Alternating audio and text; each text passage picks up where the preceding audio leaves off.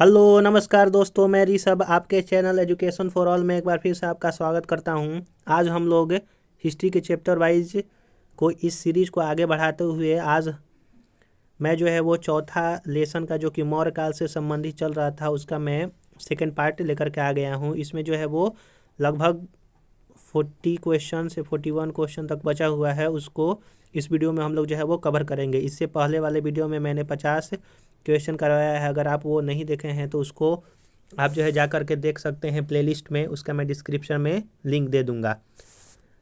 चलिए हम लोग जो है वो देरी ना करते हुए स्टार्ट करते हैं। 51 नंबर क्वेश्चन, मौर्य नरेश के बारे में निम्नलिखित में से कौन सा कथन सही है? उन्होंने विकास किया था। तो मौर्य काल के बारे में कथन सही है कौन कौन सा? कि उन्होंने जो है वो विकास किया था, संस्कृति, कला और साहित्य में प्रांतीय विभाजन में जो है विकास किया था और हिंदी कुश तक साम्राज्य किया था। लेकिन सोने के सिक्के के बारे में जो है वो कहीं भी उल्लेखित नहीं है। 52 नंबर क्वेश्चन है कि कारण कह रहा है, कथन कह रहा है कि अशोक ने कलिंग को मौर्य साम्राज्य में जोड़ लिया था। तो हाँ, कलिंग विजय जो है वो अशोक ने 261 ईसा पूर्व में जीत लिया था। और कारण कह रहा है कि कलिंग दक्षिण भारत को आने वाली स्थलीय एवं समुद्री मार्ग को जोड़ता है, उसको नियंत्रित करता था। तो दोनों जो है वो सही है कि कथन जो है वो कारण जो है दोनों सही है और कारण जो है वो कथन का सही व्याख्या कर रहा है। 53 नंबर क्वेश्चन है कि अशोक के जो शिलालेख है संगम राज्य के बारे में बताता है, वो 2 और 13वां जो है शिलालेख है जो कि संगम राज्य के बारे में बतलाता है।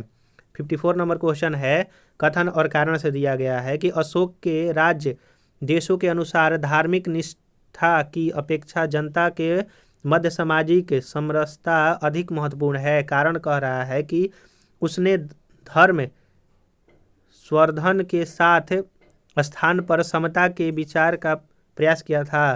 तो कारण और कथन दोनों जो है वो सही है।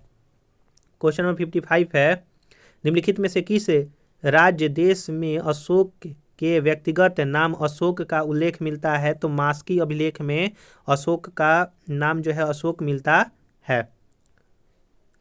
अगला क्वेश्चन है 56 नंबर क्वेश्चन कि निम्नलिखित वक्तव्यों में से कौन सा एक वक्तव्य अशोक के प्रस्तर स्तंभों के बारे में गलत है? तो ये स्थापत्य संरचना के भाग हैं, यह जो है वो गलती है। ये 57 नंबर क्वेश्चन है कि श्रीनगर की स्थापना किस मौर्य काल के शासक ने करवाया था? तो अशोक ने श्रीनगर की स्थापना करवाया था।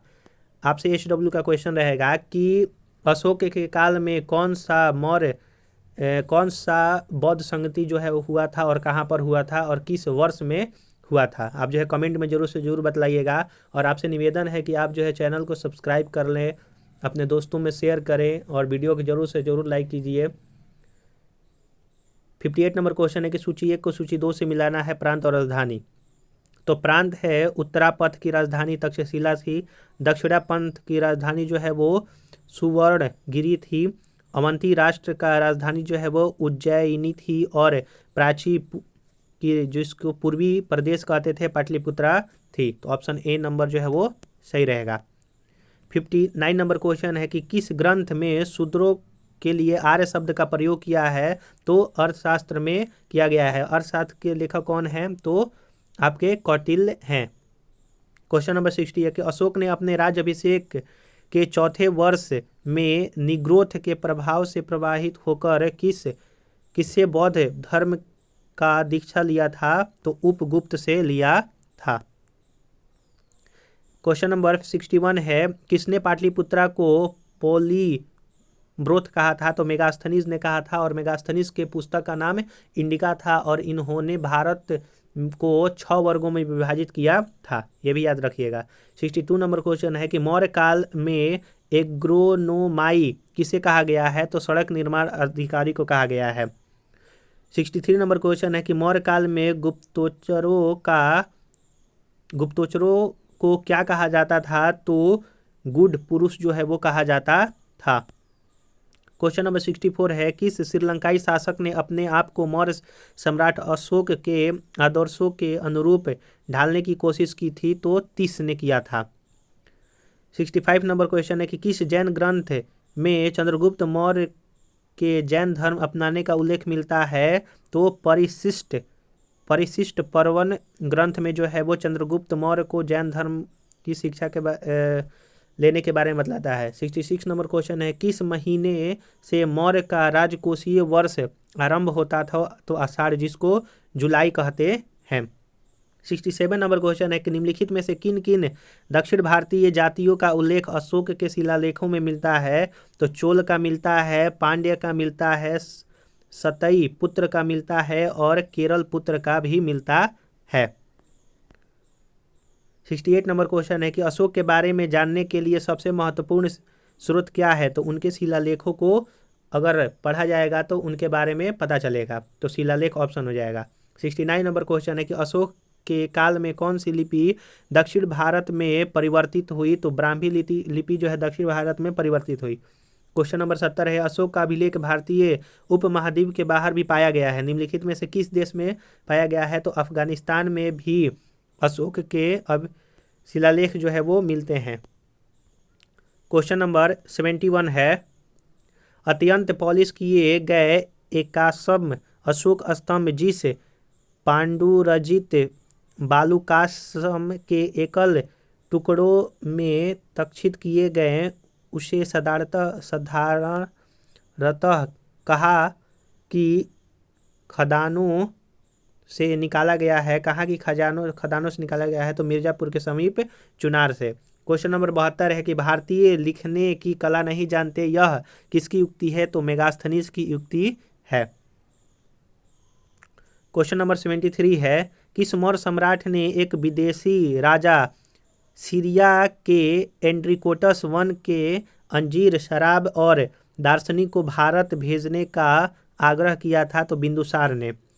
74 नंबर क्वेश्चन है कि अशोक द्वारा कलिंग पर चढ़ाई की जाने के लिए कौन सबसे महत्वपूर्ण स्रोत है? तो 13वां शिलालेख के बारे में अगर पढ़ा जाएगा तो कलिंग के बारे में हर चीज़ पता चल सकता है कि कलिंग युद्ध क्यों हुआ, वो कौन जीता, कैसे जीता, कौन हारा। बिंदुसार की मृत्यु के समय अशोक किस प्रांत का गवर्नर जनरल था? तो क्वेश्चन नंबर 75 कह रहा है कि जब बिंदुसार की मृत्यु हुई थी, जो कि अशोक के पिताजी थे, उस समय वह कहाँ का, अशोक जो है कहाँ का गवर्नर था? तो उज्जैन का गवर्नर था। किस शिलालेख में अशोक ने घोषणा किया है कि सारी प्रजा मेरी संतान है? तो पृथक कलिंग शिलालेख में घोषणा की है। क्वेश्चन नंबर 77 है कि कौन सी घोषणा युद्ध और हिंसा के प्रति अशोक के आंतरिक दुख को स्पर्श करता है? तो जो कलिंग का पृथक शिलालेख है उसके बारे में बतलाता है। अगर आपको वीडियो थोड़ा सा भी अच्छा लग रहा होगा, आप जो है अगर इसमें कुछ भी सीख रहे होंगे, तो उसके लिए एक वीडियो को लाइक कीजिएगा, चैनल को सब्सक्राइब जरूर से ज़रूर कीजिएगा। अगर आप लोग साथ नहीं देंगे तो ये चैनल ग्रो नहीं कर पाएगा, इसलिए आपसे निवेदन है कि आप जो है ज़रूर से ज़रूर इसको शेयर कीजिए। 78 नंबर क्वेश्चन है कि किस शिलालेख में अशोक की यह घोषणा अंकित है, किसी भी समय चाहे मैं खाता रहूं या रानी के साथ विश्राम करता रहूं, मैं अपने अंतःशाला में रहूं, मैं जहां भी रहूं, मेरे महामात्य मुझे सार्वजनिक कार्य के लिए संपर्क कर सकते हैं, यह छठे शिलालेख में कहा गया है।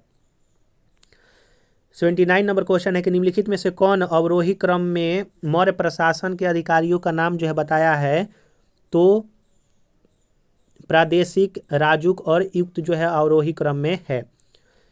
विशिष्ट क्या है? तो विशिष्ट जो है वो बेगारी को कहा गया है मौर्य काल में, विशिष्ट। बस और 10 क्वेश्चन जो है वो बचे हुए हैं। क्वेश्चन नंबर 81 है कि मौर्य काल में सीता से तात्पर्य क्या है? तो राज्य किए भूमि से प्राप्त आय को सीता कहा जाता था। 82 नंबर क्वेश्चन है कि निम्नलिखित में से मौर्य काल का सबसे अच्छा नमूना क्या है? तो स्तंभ जो है वो मौर्य काल का सबसे अच्छा नमूना है। 83 नंबर क्वेश्चन है, कहाँ से प्राप्त अभिलेखों से मौर्य काल में अकाल, सूखा जैसे देवी प्रकोप के समय राज्य द्वारा राहत कार्य किए जाने का विवरण मिलता है? तो महास्थान बांग्लादेश और उत्तर प्रदेश के गौरा के से मिलता है। 84 नंबर क्वेश्चन है कि अशोक ने श्रीलंका में बौद्ध धर्म का प्रचार करने के लिए किसे भेजा था? तो महेंद्र और संघमित्रा को भेजा था, यानी कि दोनों को भेजा था, और ये जो है वो बेटा और बेटी थे अशोक के। 85 नंबर क्वेश्चन है कि अशोक के मन से हरा पाकिस्तान एवं शहबाज गढ़ी जो कि पाकिस्तान से प्राप्त बृहद शिलालेख में किस लिपि का प्रयोग किया गया है? खरोष्टी लिपि का प्रयोग किया गया है।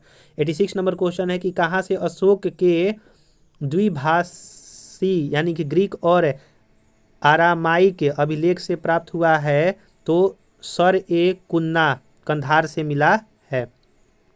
87 नंबर क्वेश्चन है कि कौटिल्य द्वारा रचित अर्थशास्त्र कितने अधिकरणों में विभाजित किया गया है? तो 15 अधिकरणों में विभाजित किया गया है।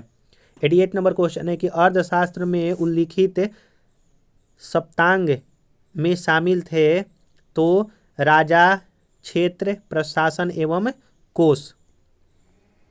89 नंबर क्वेश्चन है कि अशोक का समकालीन तुरमय कहाँ का राजा था? तो मिस्र का राजा था। 90 क्वेश्चन नंबर है किसके शासनकाल में डायमेकस, जिसको डीमेकस भी कहते हैं, भारत आया था? तो बिंदुसार के शासनकाल में आया था। 91 नंबर क्वेश्चन है कि जो कि लास्ट है, निम्नलिखित अभिलेखों में से किसमें अशोक का नामोल्लेखन हुआ है? तो गुर्जरा में हुआ है। ये जो है वो लेसन 4 का जो है वो समापन हुआ, जो कि मौर्य काल से संबंधित था। कल जो है अगला लेसन 5 लेसन से स्टार्ट होगा।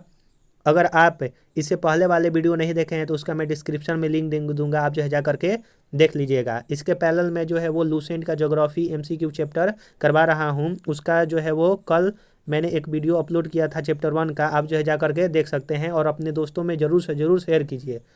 चलिए अब लोग जो है वो नेक्स्ट वीडियो मिलते हैं, तब तक के लिए नमस्कार।